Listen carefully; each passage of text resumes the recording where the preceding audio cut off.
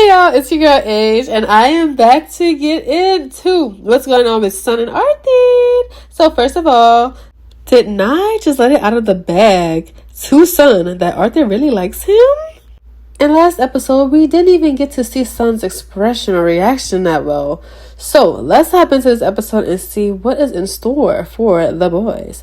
Also, please like, subscribe, and share this video if you don't mind. So this episode starts off with Nye feeding Sun on the beach, and Sun is scoffing down the food like he hadn't eaten in days.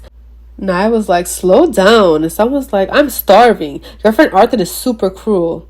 Well, in my mind, Athit didn't even have Sun in the room that long. Sun is being dramatic, like he always is. Sun mumbled that if he escapes the island, he was going to get payback on all of them. Then, Nye looked at Sun with a slight smirk and asked, do you really want to leave the island?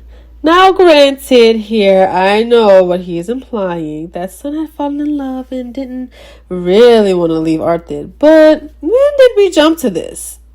When did we get here to the love and obsession with each other? Because in my mind, only like 3 days passed. Shit, not even 3 days. I just really like Boone and Prem, okay? And this is the show. The next scene starts with Meek and Ty by the river. He said, Ty, you ran away.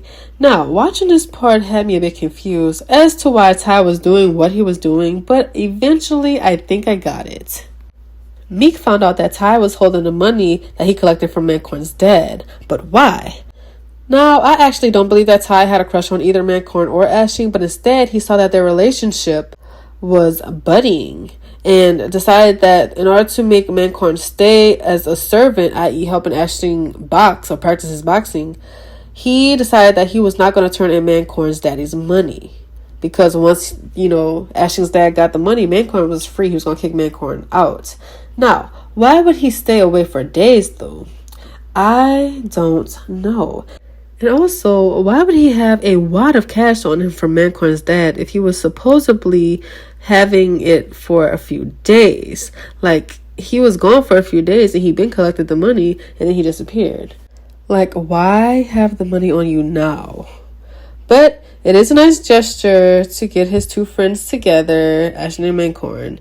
And they were actually growing extremely close, those two. And he saw it, so what a good friend. The next scene is where the last episode kind of left off, and Athit was asking where Sun was. Talay mentioned that he forgot Sun. Okay, he was worried about, where Nemo was. Then Nye, the all-knowing friend, motions and nods for Athit to go and get his man. Like, go check on your man. You're here with us. Your brother's fine. Like, go find Sun. Athit nods back at Nye, knowing and understanding exactly what his man had told him, okay? He leaves to go get his boy. So, we find Sun asleep in Athit's room, only to be waken up by a bucket of water being poured on him. And when I saw this, I was like, wait, I thought Athit liked Sun. Why is he sitting here being so mean to him? Don't throw no water on me. My crush threw water on me. Sun yells, and he's like, what the heck? Athit, bike mark prevalent in this scene. It's just so dark and neck just sitting there looking like some teeth just got in his neck. Anyway, Athit tells Sun, get up and go to work. Sun is like, go to work? Like, what work? Then we get a flashback of Nye and Sun asks Nye to help him escape. I swear, Sun never learns his lesson. Why are you asking Athit's friends, your captor, his friends, for help? Nye is like, sure. But he puts something in Sun's food and Sun passes out. And Nye puts him back right up in Athit's bedroom. Sun never learns. Back to the present time, Sun recognizes how stupid he was. Even Athit had to ask him, do you really think my friends would help you? And he's absolutely correct. Athit handcuffs Sun to himself and tells Sun to change clothes. Sun is like, how can I change clothes if I'm cuffed to you? So Athit takes off the handcuffs and allows Sun to go change. Athit said, in order to pay off the debt, Sun, you're going to have to go to work. This, guys, should be fun. First job he gives Sun is to collect all of the open coconuts on the beach, and Sun is being a princess. Like, you really expect me to do this? He is definitely a princess. He's Arthur's princess now, and Arthur seems okay with it. So, anyway, Athit said, I gave you many chances to go back to Bangkok, but you refused. Then we get a little flashback of all the times that Arthit had told Sun to leave. It was a lot. It had to be like 5-6 times. And so eventually Sun had no choice but to go to work. When Sun works on about half of the coconuts, he is just begging Arthit for water. Like I said, he is such a princess, especially since he found him a rich dynasty prince. Arthit gives Sun coconut water to drink, opens it up right there in front of him on the beach. Sun gulps it down so quick, and he's like, this tastes so much better than the coconuts way back in Bangkok. Arthit is like, of course, things that are in its place taste better, i.e. not shipped to other cities. But this goes straight over Sun's head because Sun is so dumb, and he doesn't get it. Arthit knows that Sun is a spoiled little airhead.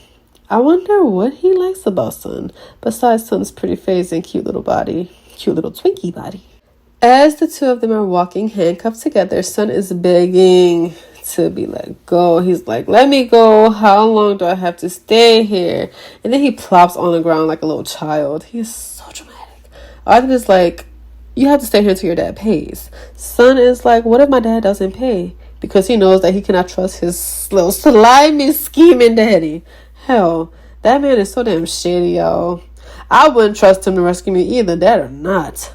Arthit is like, if your dad don't pay, then you will have to work off all of his debt. Here, right here on the island. Of course, Sun begins to complain.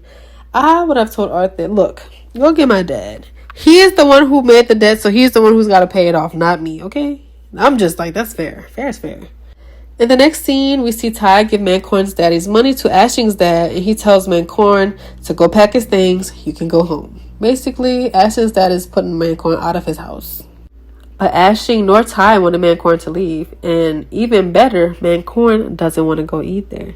Y'all, is it me or does the storyline B make more sense than the main storyline? It just flows better to me, you know, Mancorn and Ashing. Anyway, Mancorn asks for a job because clearly he doesn't want to leave Ashing and he wants to help Ashing with his boxing competition, right? And he just wants them cheeks. Ash's dad said, I have enough debt collectors. Okay, Mancorn's like, no, I don't want to work for you as a debt collector. I want to be here as a boxer. Then Ashing's dad is like, you know, this is not a real boxing camp, right? This is just a cover-up for my real business. Ashing then tells his dad, you know, I want to be a boxer. I want to compete. I want to make this a real thing. Then his dad actually slaps him. I'm like, damn. His dad's like, you know that I don't want you to compete, and I'm not opening this up to be a real boxing ring. This is just for my business. It's just a cover-up. Go fuck off, basically. Then Ashing starts to go rowing up here, and he fusses back at his dad. Like, he's going off on his dad. And I don't condone fussing with or at your parents unless needed, because parents can be frustrating. But I am backing Ashing 100% of the time. Like, tell your daddy what you need to tell him, okay? You have to have a life for yourself, too. You got to live as well.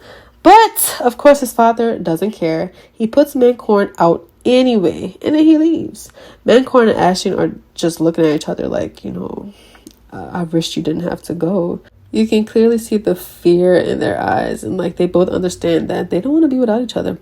In the next scene, Arthit gets a little deep with Sun. Well, kind of. Arthit is still talking in parables and half-truths, but basically he said someone lost his life because of a dirty trick of his friend. That's all you need to get from that horrible translation on this show, because I had to really dig in my heart of heart to figure out what they were saying or trying to convey. Sun is like, I don't get it. Like, what do you mean by saying someone lost their life? Arthit said, you'll get it one day. I'm like, Arthit, yo, buddy, just tell Sun what's going on. Tell him the truth. Don't do these half-truths. Don't do these, you'll figure it out. No, tell him. That is part of the reason why Sun is kind of slow and he don't get half the stuff as well. Shoot, I'm starting to feel like Sun. Like, what's going on? Then Arthit unlocks the handcuffs. And then Sun and Arthit look at each other. I'm like, if one of y'all have something to say to each other, please just say it. But no, Sun runs away, but not far. Also, Arthur didn't really let him go. He just tells him to go back to the house, the first house. So Sun is like, are you sleeping at my house with me? Arthur was like, your house? This is my house. And yes. Sun is like, but wait, that's my private time. Arthur said, will you go in by yourself or should I carry you? That was actually quite sexy, Arthur. He grabs Sun by the wrist and tells him, let's go to sleep. But I would be worried too if I was Sun. You see all of those sex toys in there. Like, wow. To be trapped in there with Arthur's sexy ass. Sun better watch out. He will have to pay off his debt in other ways. And I don't mean picking up coconuts. Oh, and in the next scene, we see Aisling reading in his room, and then Mancorn comes in to visit him. He's about to leave the house and go home. And to be honest, I didn't know that he actually lived there with them until I watched this episode. He was there the whole time, like living in their house. So he was like a captive. So in my head, I'm like, okay, this is more like summer camp than like a daycare. Like summer camp, you sleep overnight. Daycare is like you go home at night and come during the day. Aisling was like, it's too late, so you might as well just stay the night.